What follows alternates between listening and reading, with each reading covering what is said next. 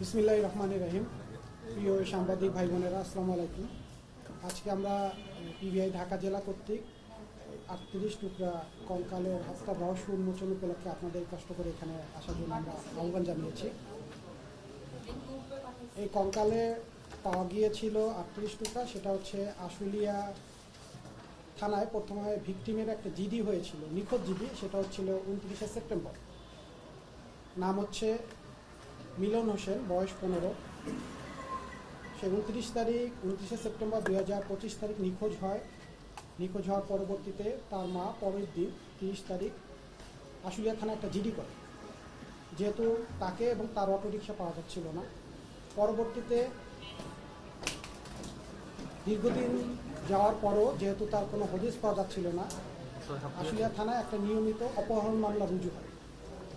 সেটা হচ্ছে নভেম্বরের 18 তারিখ, এবং এর সাথে একটা চুরির ধারা সংযুক্ত হয়, যেহেতু সে ব্যক্তিও নিখোঁজ ছিল এবং তার সাথে সেই অটোরিকশাটাও নিখোঁজ ছিল। এটা আশুলিয়া মডেল থানায় মামলাটা রুজু হলো। মামলাটা রহস্য উদ্ঘাটন করা সম্ভব ছিল না, নিখোঁজ ব্যক্তিকে পাওয়া যাচ্ছিল না। এরই ধারাবাহিকতা গত বছরের 1 ডিসেম্বর 38 টুকরা হাড় পাওয়া যায়। এটা পাওয়া যায় আবার সাভার থানার আপনার আশুলিয়া মডেল টাউন, যেটা আমিন হাউজিংয়ের কাশবনের ভিতরে। এখানকার লোকজন ওখানকার 38 টুকরা হাড় এবং কিছু পরিহিত জামা কাপড়, জিন্স ছিল, টি শার্ট, এটা দেখে সাভার থানায় খবর দেয়, যেখানে একটা অজ্ঞাতনামা ব্যক্তি 38 টুকরা হাড় পড়ে আছে। যথারীতি সাভার থানা থেকে ওখানকে ভিজিট করা হয়। ভিজিট করে ওখানে এই 38 টুকরা হাড় প্লাস যে পরিহিত যে টি শার্ট এবং জিন্স, এটা জব্দ করে। তখন এই ভিকটিম মানে হচ্ছে মিলন হোসেনের মা ওই ঘটনাস্থলে যান এবং গিয়ে ভিকটিমের পরিহিত পোশাক, টি শার্ট এবং জিন্স দেখে শনাক্ত করেন এটা তার ছেলে। একই তারিখে পিবিআইও ওই ঘটনাস্থলে আমরা যাই, পিবিআই ঢাকা জেলা থেকে। আপনারা জানেন যে প্রতিটা ঘটনার ক্ষেত্রে আমরা ছায়া তদন্ত করে থাকি এবং আমাদের ক্রাইম সিন টিম যথাসময় ঘটনাস্থলগুলো পরিদর্শন করে থাকি। আমরা ওই ঘটনাস্থলে যাওয়ার পর থেকে যখন এই 38 টুকরা হাড় এবং তার পরিহিত জামাকাপড় উদ্ধার করা হয়, তখন থেকে আমরা এই ঘটনার বিষয়ে ছায়া তদন্ত শুরু করি। আমাদের পিবিআই প্রধান অতিরিক্ত আইজিপি মহোদয়ের নির্দেশনায় আমরা শুরু থেকেই এই মামলাটা নিয়ে তদন্ত অব্যাহত রাখি এবং বিজ্ঞ আদালত এবছরই 1 জানুয়ারি মামলাটা আমাদের কাছে হস্তান্তর করে। যেহেতু আমরা প্রথম থেকে এটা নিয়ে ছায়া তদন্ত করছিলাম, আমরা মামলার ব্যাপারে প্রথম থেকেই ওয়াকিবহাল ছিলাম এবং ঘটনা নিয়ে আমরা একটা টিম ওয়ার্ক শুরু করি পিবিআই ঢাকা জেলা থেকে এই মামলার রহস্য উদ্ঘাটনের জন্য। পরবর্তীতে আমরা এটা তথ্য প্রযুক্তির সহায়তা নেই, স্থানীয় সোর্স নিয়োগ করি যে অটোরিকশা যেহেতু ছিনতাই হয়ে গেছে, এই ধরনের কোনো লোক এর সাথে সংযুক্ত থাকতে পারে। এই ক্ষেত্রে আমরা বিভিন্ন জেলায় অভিযান পরিচালনা করি, কিন্তু পরবর্তীতে বিশ্লেষণের মাধ্যমে আমরা এক ব্যক্তিকে ধরতে হয়, তার নাম হচ্ছে রনি মিয়া। এই রনি মিয়াকে আমরা গ্রেপ্তার করি গত 16ই জানুয়ারি রাতে। আমরা গ্রেপ্তার করি আশুলিয়াতে, সাভার থেকে আমরা এই রনি মিয়াকে গ্রেপ্তার করতে সক্ষম হই। রনি মিয়াকে প্রথমে গ্রেপ্তার করলে সে বিষয়ে স্বীকার না করলো। পরবর্তীতে ব্যাপক জিজ্ঞাসাবাদের এক পর্যায়ে সেই ঘটনার বিষয়টা স্বীকার করে এবং স্বীকার করে সে জানায় মূলত টাকা পয়সার অভাবের জন্য বা টাকা পয়সার জন্য সে এবং তার বন্ধু মিলে এই অটোরিকশার যে চালক মিলন হোসেনকে হত্যা করেছে এবং অটোরিকশাটা ছিনতাই করেছে। ঘটনার বর্ণনায় সে জানায় যে এর সাথে সংযুক্ত ছিল আরও একজন আসামি, তার নাম হচ্ছে সুমন। এই সুমন সাথে এই যে আমাদের মিলন ভিকটিম যে মিলন হোসেন পূর্ব পরিচিত। 29শে সেপ্টেম্বর তারিখে প্রথমে এই সুমন মিলনকে নিয়ে সন্ধ্যা 7টার সময় আখরাইন বাজারে আসে সাভারে। সেখান থেকে ওই অটোতে রনি মিয়াকে উঠায়। তারপর 3 জন মিলে তারা চলে যায় সাভার থানার ওই যে আমিন হাউজিং, যেটা আশুলিয়া মডেল টাউন এলাকা কাশবনের, এখানে কাশবনের পাশে অটো রেখে তারপর তারা কাশবনের ভিতরে ঢুকে যায় এবং 3 জন মিলে গাঁজা সেবন করে।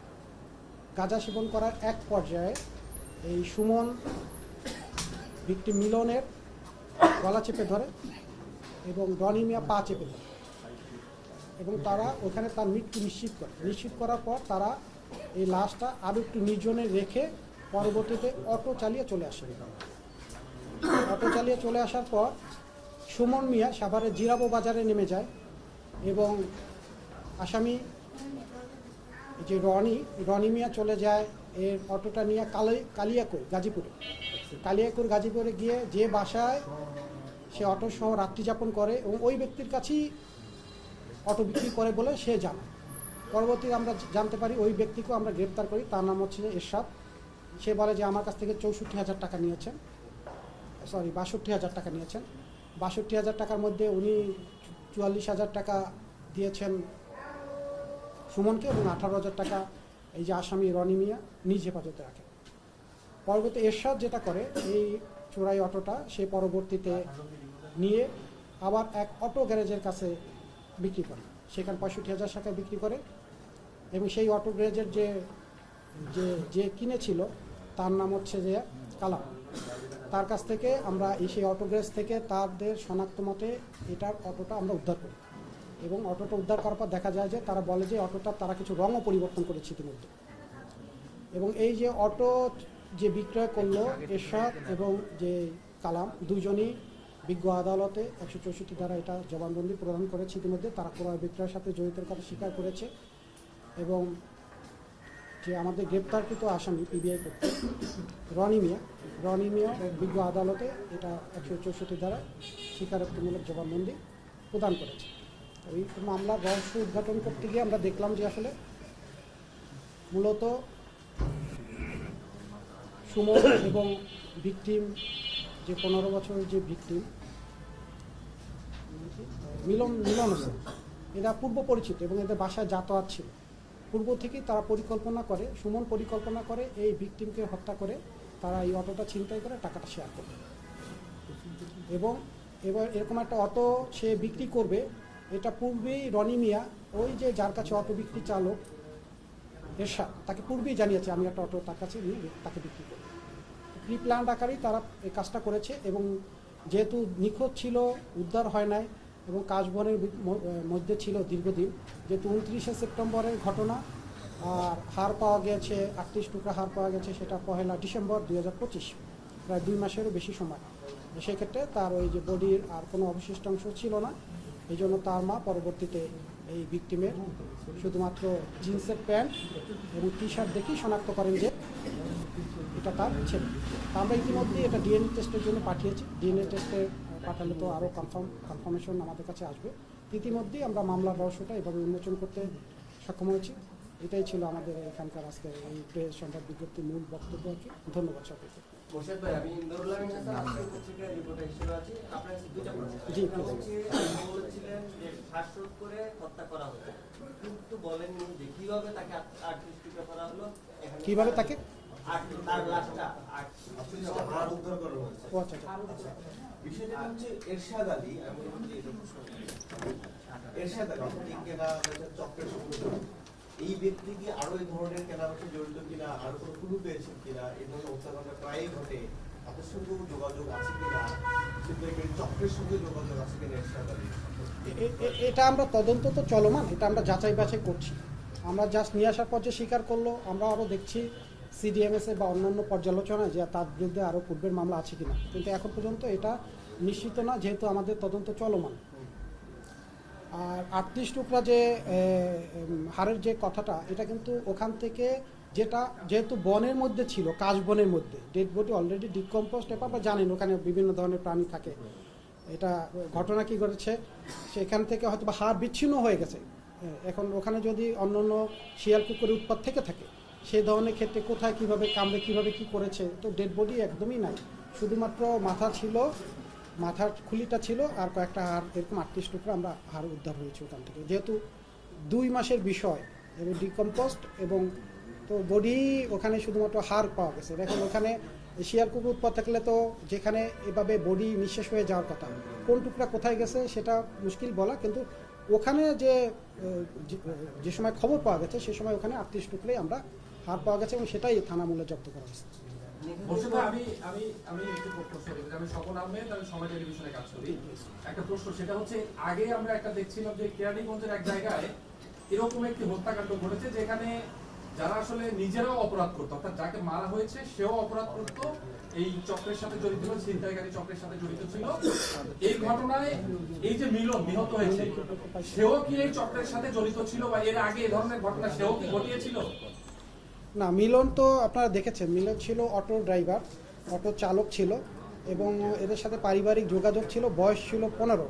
কিন্তু মিলনের এই ধরনের তথ্য এখন পর্যন্ত আমরা কিছু পাইনি। যেহেতু তদন্ত চলমান আছে, আমরা এটা আরও চেষ্টা করব, কিন্তু এখন পর্যন্ত আমাদের কাছে এই ধরনের কোনো তথ্য নেই। ব্যক্তি মিলনের মা প্রথমে একটা নিখোঁজ জিডি করেছেন এবং পরবর্তীতে সুমন সহ অজ্ঞাতনামা আসামিদের এই মোবাইল এই বিষয়ে সুমনের নাম উল্লেখ করার কারণটা